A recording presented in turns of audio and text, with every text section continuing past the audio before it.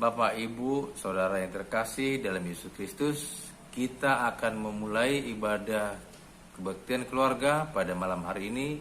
Untuk itu, mari kita mempersiapkan diri dengan bersaat teduh sejenak.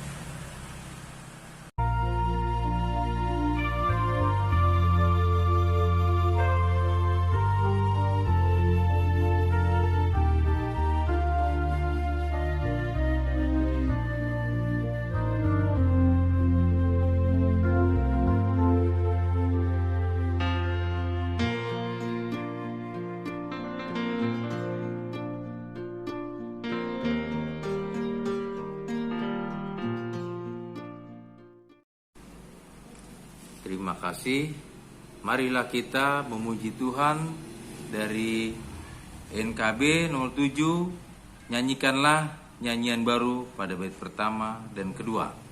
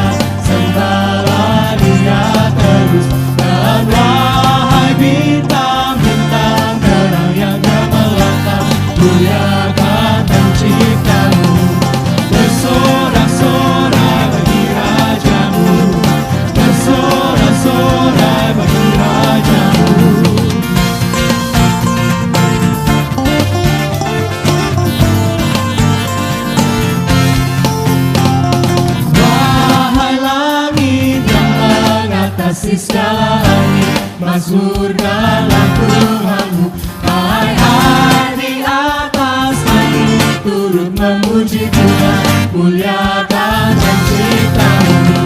Bersorak-sorai bagi Raja-Mu, bersorak-sorai bagi Raja-Mu.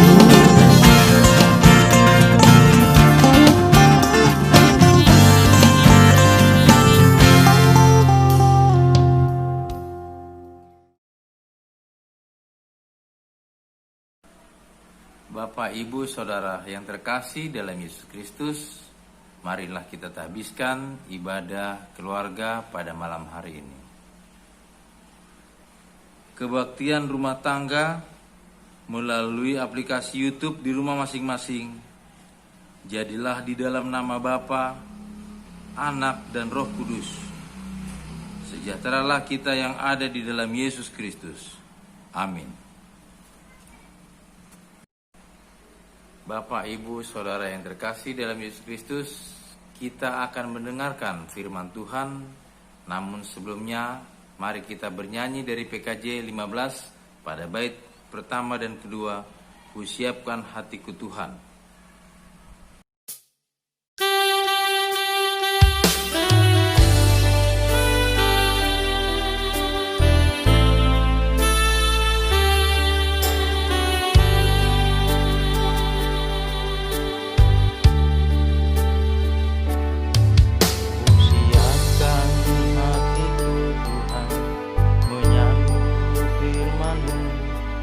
Saat ini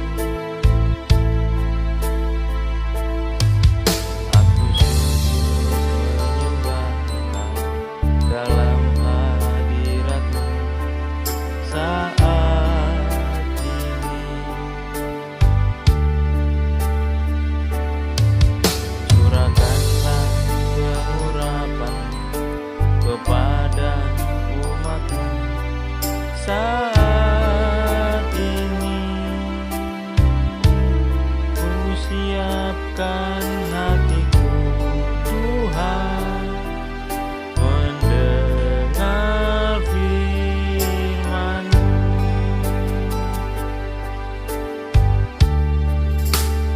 Firman-Mu Tuhan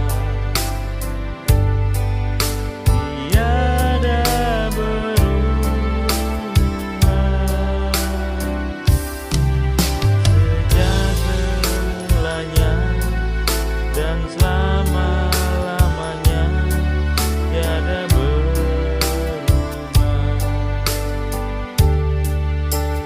Firman-Mu Tuhan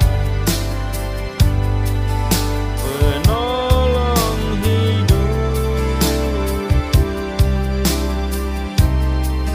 siapkan hatiku Tuhan menyambut firman-Mu.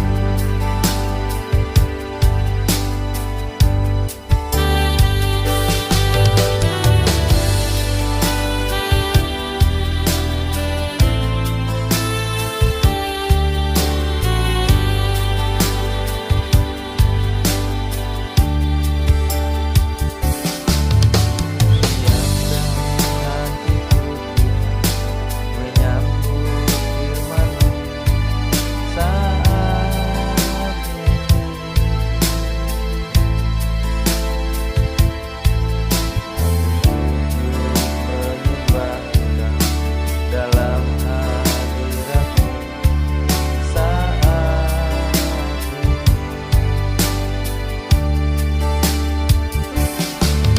curahkanlah pengurapan kepada umat-Mu saat ini. Ku siapkan hatiku Tuhan mendengar firman-Mu. Firman-Mu Tuhan tiada berubah, sejak semulanya dan selama-lamanya tiada berubah. Firman-Mu Tuhan penolong hidupku, ku siapkan hatiku Tuhan menyambut firman-Mu. Mari kita mempersiapkan Alkitab kita. Kita akan membaca firman Tuhan dari 2 Korintus 6 ayat 16 sampai dengan 18. 2 Korintus 6 ayat 18 sampai dengan ayat 16 sampai dengan 18.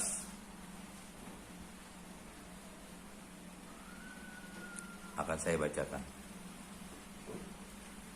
Apakah hubungan bait Allah dengan berhala? Karena kita adalah bait dari Allah yang hidup menurut firman Allah ini. Aku akan diam bersama-sama dengan mereka dan hidup di tengah-tengah mereka. Dan aku akan menjadi Allah mereka dan mereka akan menjadi umatku. Sebab itu keluarlah kamu dari antara mereka dan pisahkanlah dirimu dari mereka, firman Tuhan.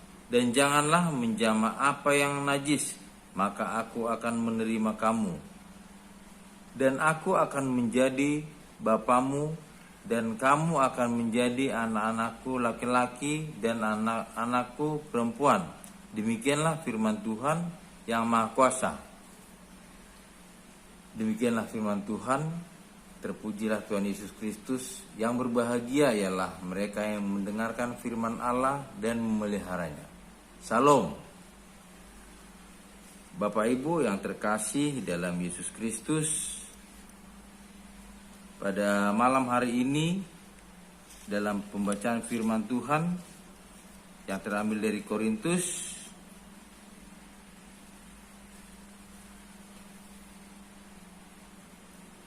dan saya akan memberi tema Allah yang rindu berdiam bersama kita. Di dalam firman dari Korintus ini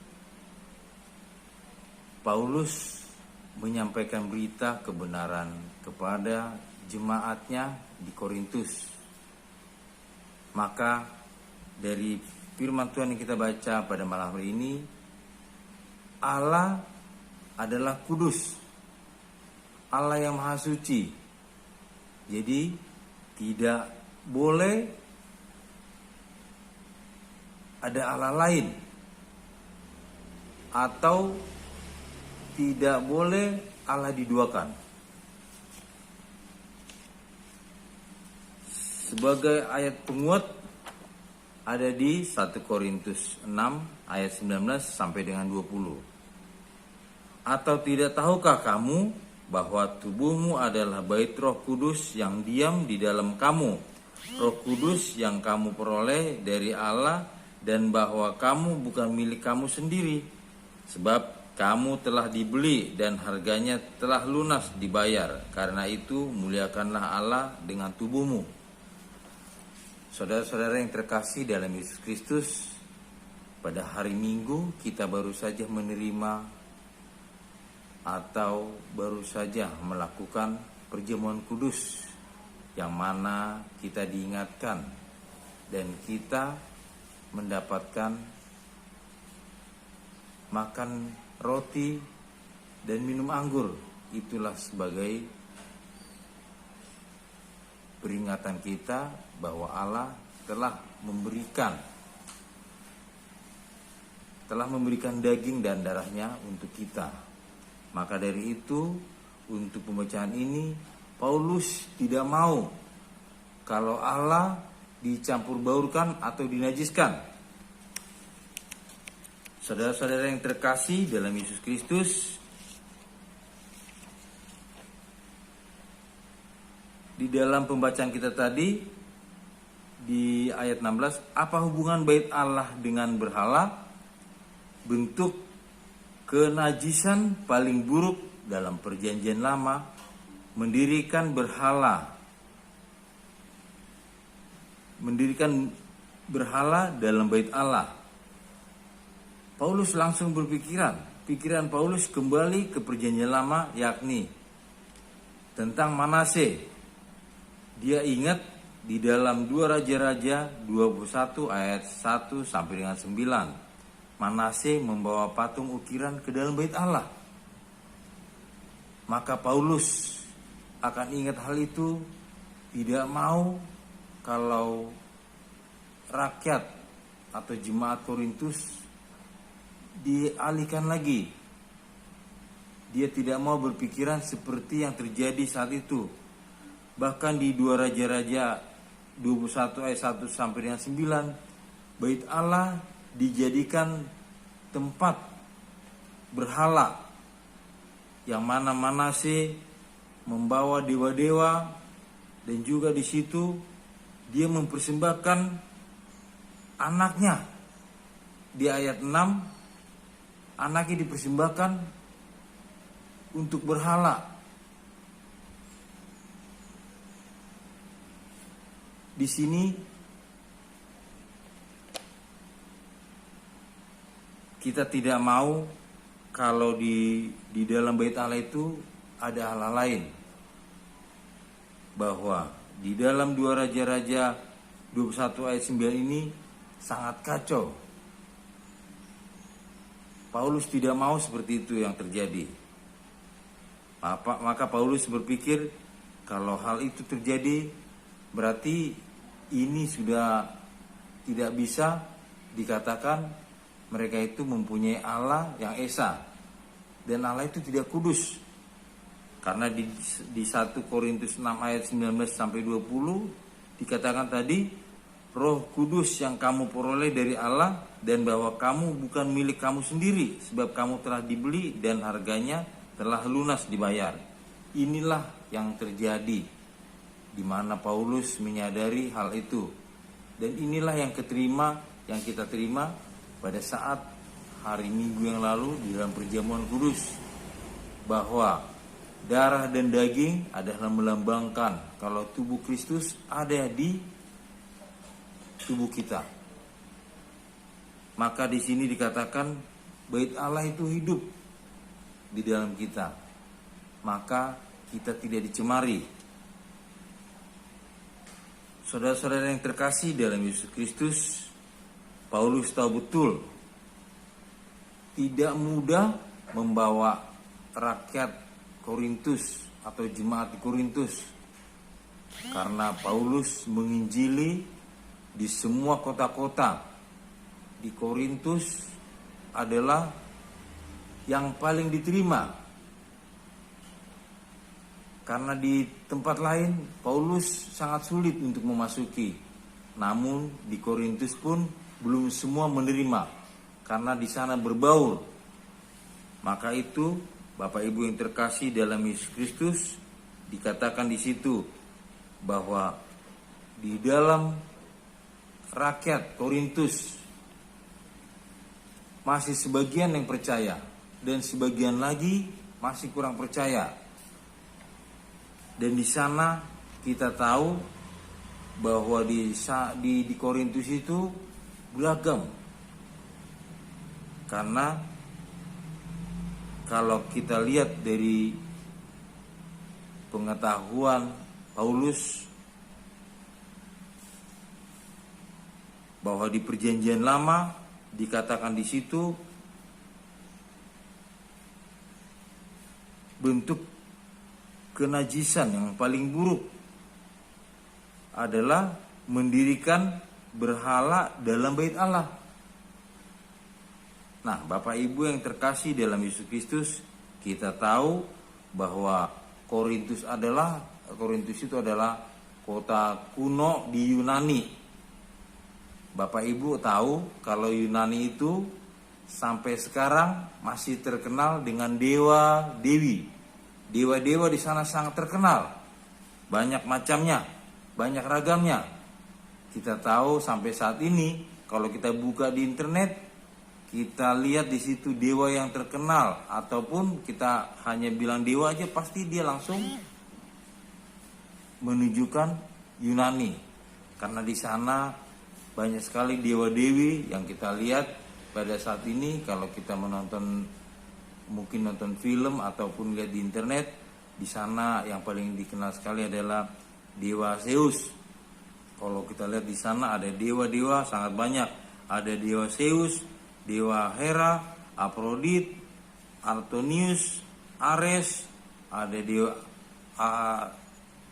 Olympus, sangat banyak sekali, kecuali dewa 19. Mereka tidak punya, karena yang punya itu adalah milik band Indonesia yang pimpinannya baru saja keluar dari tahanan. Tapi kita bukan membahas itu, Bapak Ibu yang terkasih dalam Yesus Kristus. Ini yang saya katakan adalah bahwa di Korintus pada saat itu masih kacau. Bapak Ibu yang terkasih, di ayat 17 juga di situ dikatakan, keluarlah kamu, perkataan keluar.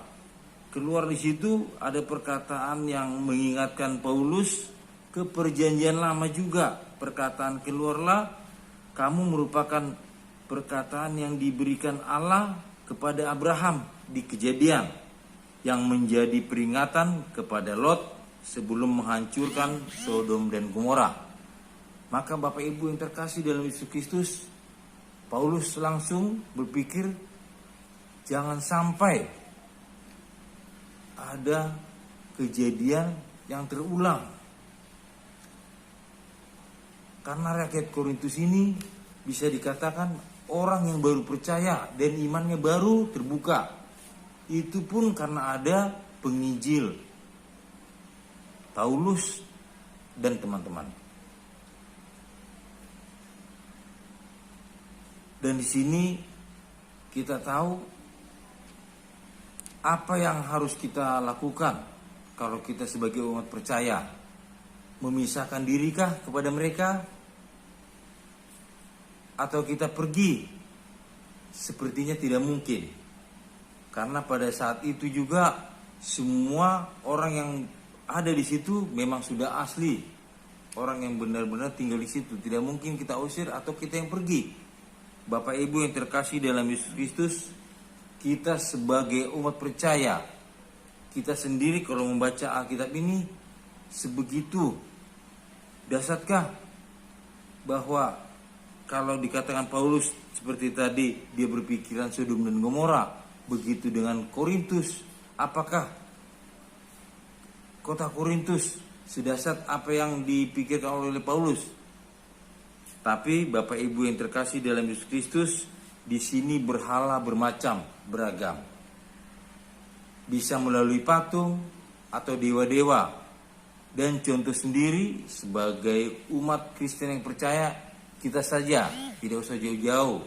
Kita orang gereja, kita mengetahui kalau patung itu adalah sebuah benda mati yang merupakan hanya bentuk, bisa dibentuk manusia, bisa dibentuk binatang, ataupun benda-benda yang menyerupai apapun yang kita mau.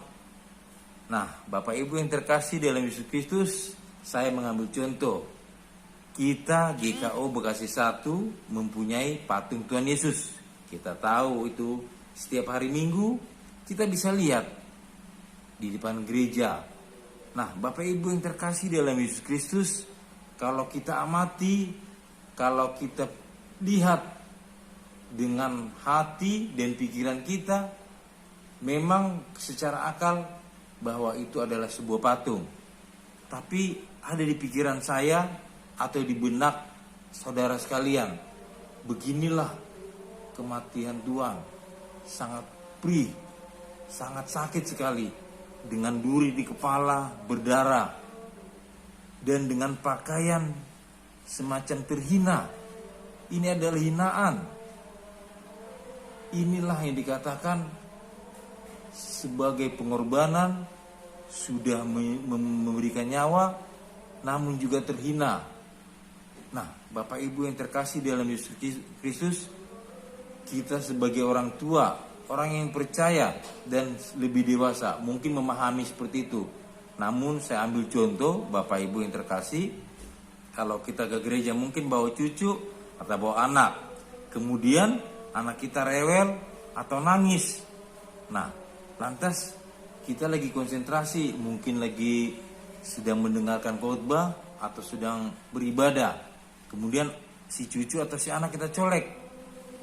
Kita colek seperti kita nasihati. Jangan nangis. Itu lihat patung. Nanti itu Tuhan Yesus turun, kamu dicubit sama Tuhan. Atau kita takut-takuti si anak, seperti kita katakan, awas, itu patung nanti turun, kamu bisa dimarahi. Nah, ini sudah mendustai atau mencelakakan si anak tadi. Pasti dia berpikiran, apa iya, apa benar.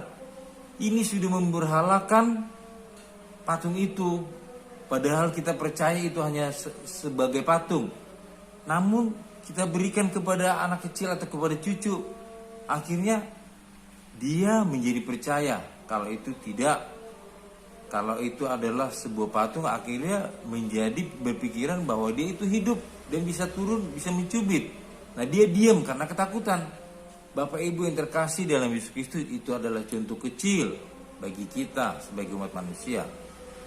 Di sini ada perkataan Paulus bahwa kita sudah dimasuki Roh Kudus. Berarti Allah sudah merasuki kita.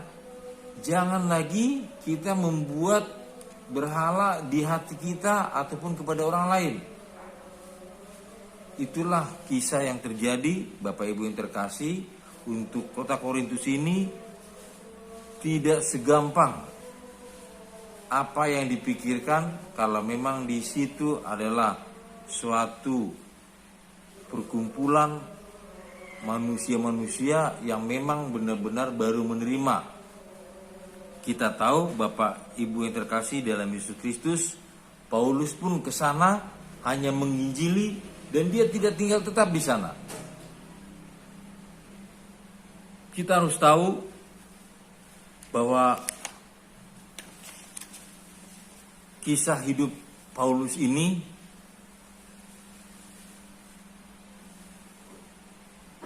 dia merupakan seorang Yahudi. Dia adalah orang Yahudi, kelahiran Tarsus atau nama lain disebut Kilikia. Nah, dia dilahirkan di Tarsus, namun besar di Yahudi, di bangsa orang yang benar-benar mempercayai kalau keimanan mereka lebih kuat. Tarsus yang sekarang disebut adalah Turki. Namun Bapak Ibu yang terkasih dalam Yesus Kristus, dia lahir di Turki atau di Tarsus, namun dia besar di Yerusalem atau di Israel. Diperkirakan dia lahir pada dekade pertama, yakni 5 sampai 10 tahun setelah Yesus lahir. Paulus memiliki 2 nama, yaitu nama Ibraninya Saulus. Itu adalah nama Ibraninya. Dan berganti nama Yunaninya atau nama Romawi yaitu Paulus. Dia adalah orang yang pintar. Dia bisa dikatakan melebihi teman-teman yang lain. Dia menguasai kitab Taurat atau Perjanjian Lama, dia kuasai semua. Maka dari itu dia ambil contohkan kepada rakyat di Korintus itu, Perjanjian Lama merupakan ulang balik kembali, jangan sampai terjadi di kota Korintus seperti itu. Bapak Ibu yang terkasih dalam Yesus Kristus, kita baca dari Galatia 1 ayat 13 sampai 16. Galatia 1 ayat 13 sampai dengan 16.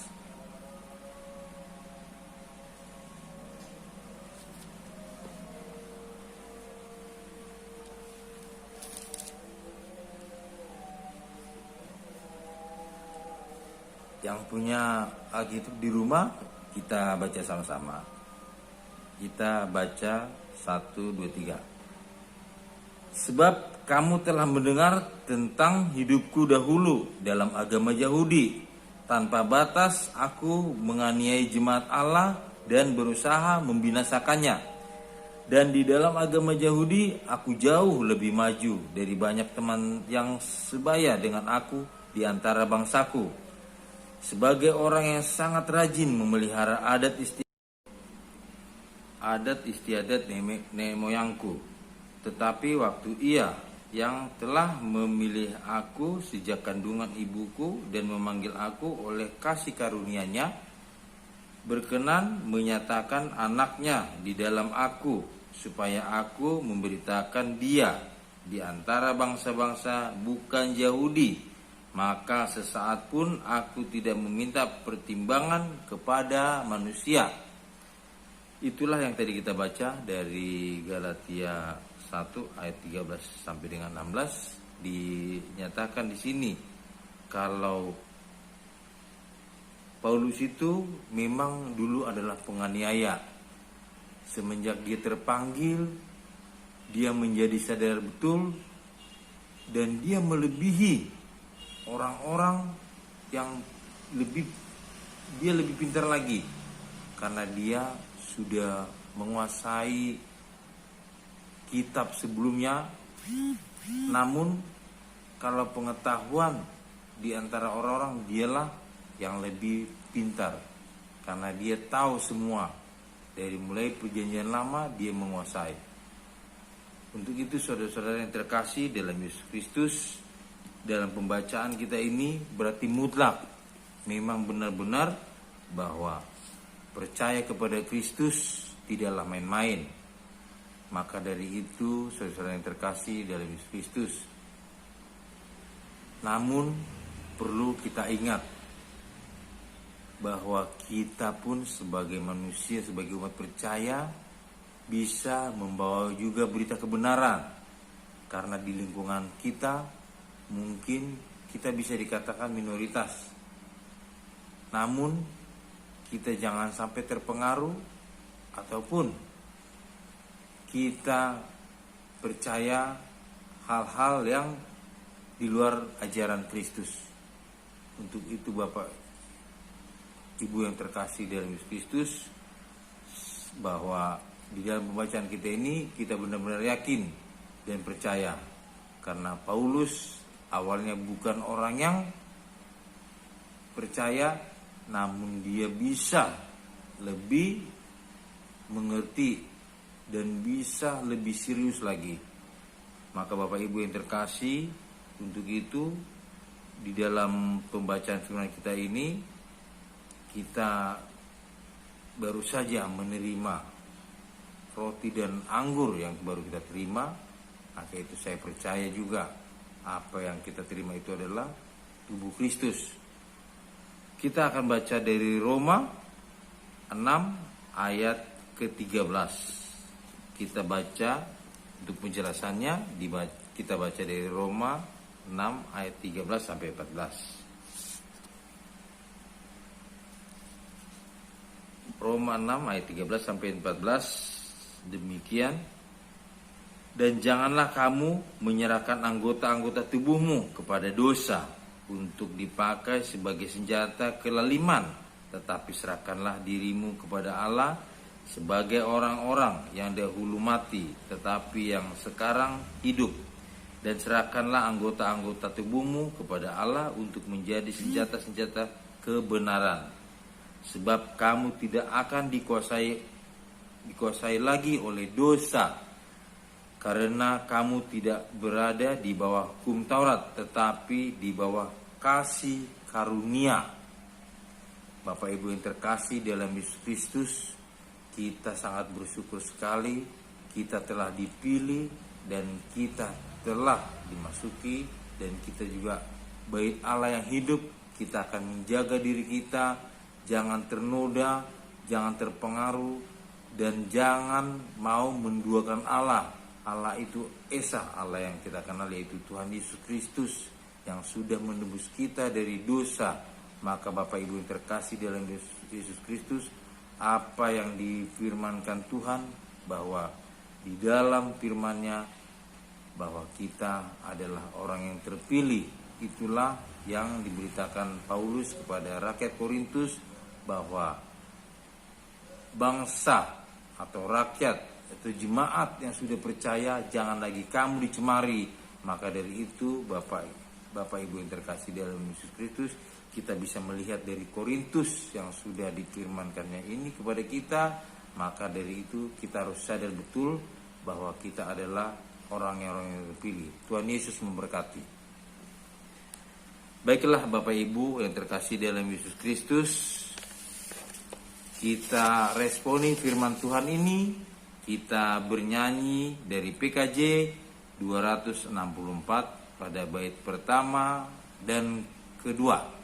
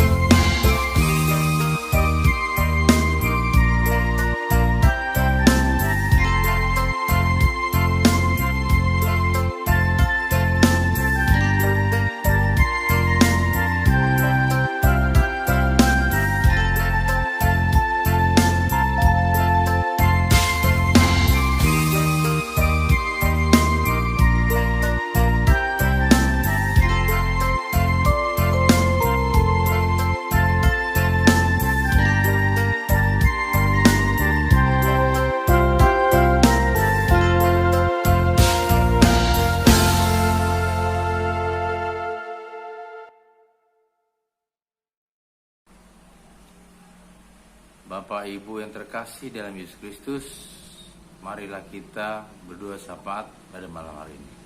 Mari kita berdoa.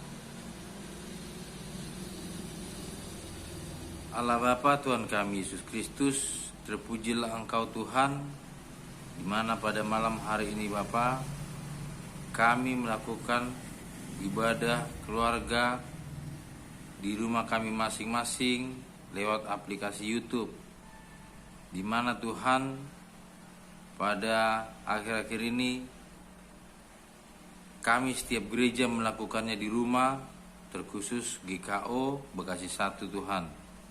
Untuk itu Bapa, kami menyadari Tuhan bahwa pada saat ini sedang ada pasca COVID-19 Tuhan, sehingga kami melakukannya di rumah masing-masing melalui aplikasi YouTube.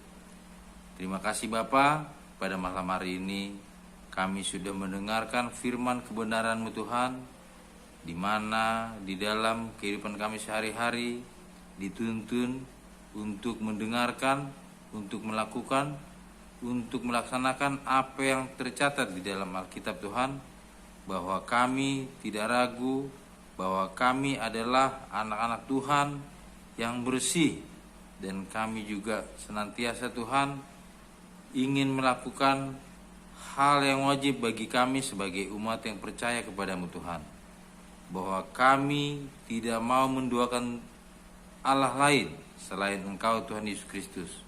Terpujilah Engkau Tuhan, karena Engkau Allah yang sejati bagi kami, Allah yang hidup, Allah yang menguasai seluruh jagat bumi ini Tuhan. Sehingga kami percaya Tuhan, kami Engkau tuntun Tuhan ke jalan yang benar.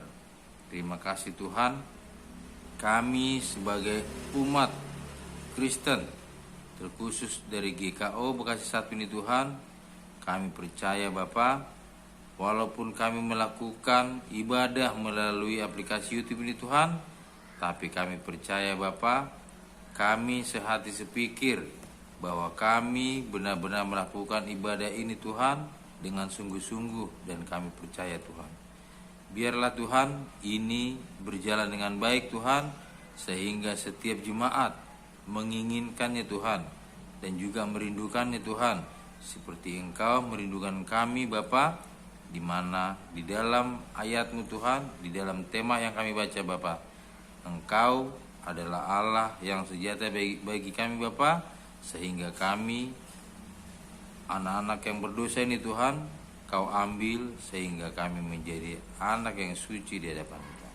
Terima kasih Bapa, kami berdoa untuk bangsa dan negara kami Tuhan, yang saat ini Bapa, kami tahu baik itu di dalam ekonomi maupun di dalam segala hal kesehatan di Tuhan. Dalam hal ini Bapa, kami serahkan kepadamu, sehingga biarlah negara kami ini Kau pulihkan Tuhan, sehingga bisa kembali seperti semula Bapa, sehingga apa yang kami laksanakan ini, apa yang kami jalankan pada saat ini Tuhan, semuanya ini kami serahkan, kami alaskan kepadamu Tuhan. Tuhan Yesus Kristus, kami berdoa juga untuk gereja kami Bapa, biarlah Tuhan gereja kami ini berdiri dengan baik Tuhan, dan juga apa yang kami rencanakan Tuhan untuk melaksanakan kegiatan-kegiatan di ibadah, baik dari mulai komisi-komisi sekolah minggu sampai lansia Tuhan, semuanya bisa berjalan dengan baik, walaupun melalui aplikasi YouTube ataupun live streaming Tuhan. Terima kasih Bapa, kiranya Tuhan Yesus Kristus Kau selalu melindungi kami Bapa, jauhkan daripada kecurangan ataupun kejahatan yang ada di dalam gereja kami Bapa, sehingga gereja kami berjalan dengan baik seturut kehendak-Mu Tuhan. Terima kasih Bapa, kami berdoa untuk Bapak Pendeta kami Tuhan, Warismas, supaya dia juga Kau berikan kesehatan Bapa, dan juga bisa menjadi seorang pendeta yang melaksanakan tugasnya dengan baik Bapa. Dan juga kepada majelis seluruhnya Tuhan, sebagai pelayan bisa melaksanakan tugasnya dengan baik, dan juga jemaat-Mu Bapa, semuanya kami serahkan kepadamu, sehingga jemaat kami juga bisa menjadi jemaat yang baik. Terima kasih Bapa, jauhkan kami dari segala dosa, dari segala hal kejahatan. Terima kasih Tuhan, dalam nama Yesus Kristus inilah doa persembahan kami Bapa. Kiranya ajari kami Bapa seperti Engkau sudah mengajarkan kami di dalam doa Bapa kami yang kita ucapkan bersama-sama. Bapa kami yang di surga, dikuduskanlah namamu, datanglah kerajaanmu, jadilah kehendak-Mu di bumi seperti di surga. Berikanlah kami pada hari ini makanan kami yang secukupnya, dan ampunilah kami akan kesalahan kami seperti kami juga mengampuni orang yang bersalah kepada kami. Dan janganlah membawa kami ke dalam pencobaan, tetapi lepaskanlah kami daripada yang jahat, karena Engkaulah yang punya kerajaan dan kuasa dan kemuliaan sampai selama-lamanya. Amin.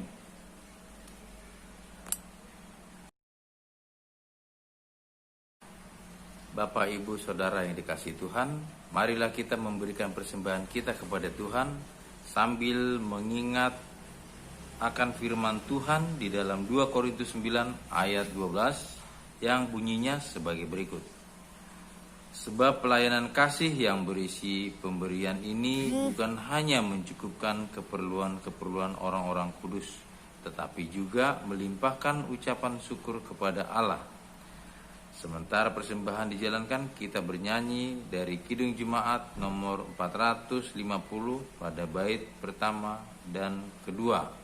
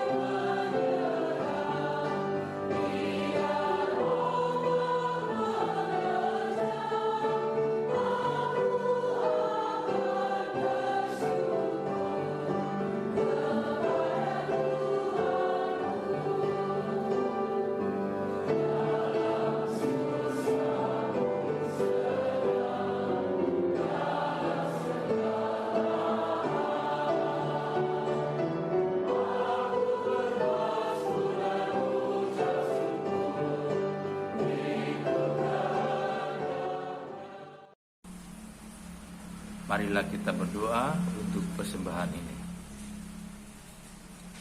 Allah Bapa Tuhan kami Yesus Kristus, terpujilah Engkau Bapa. Pada malam hari ini kami mengucapkan syukur kepada-Mu Tuhan untuk memberikan persembahan kami ya Bapa. Karena kami berikan ini adalah karena pemberian-Mu juga ya Tuhan. Terimalah persembahan syukur kami ini, yaitu dari umat yang telah Tuhan selamatkan. Jadikanlah persembahan syukur ini menjadi suatu berkat bagi pelayanan kasih dan keadilan. Terima kasih dalam nama Yesus Kristus kami berdoa. Amin. Bapak, Ibu, Saudara yang dikasihi Tuhan Yesus Kristus, kita akan mengakhiri ibadah keluarga pada malam hari ini. Untuk itu kita mengakhiri ibadah ini dengan bernyanyi dari Kidung Jemaat nomor 415 pada bait pertama dan kedua.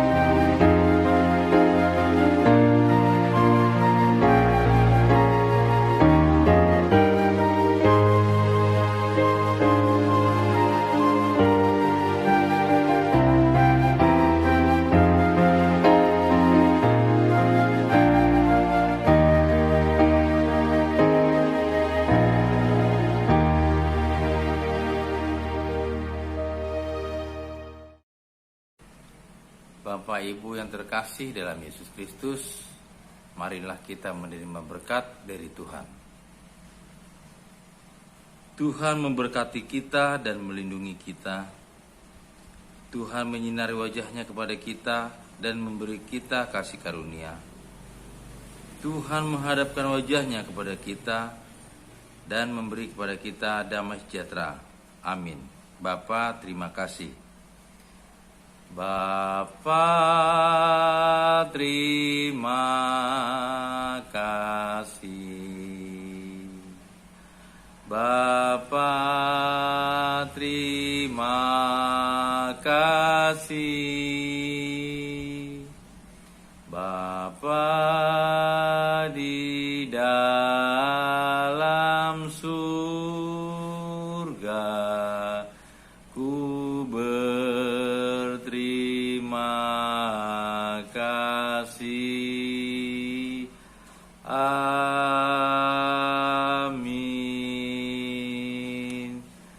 Terima kasih Bapak Ibu yang terkasih dalam Yesus Kristus. Selamat malam.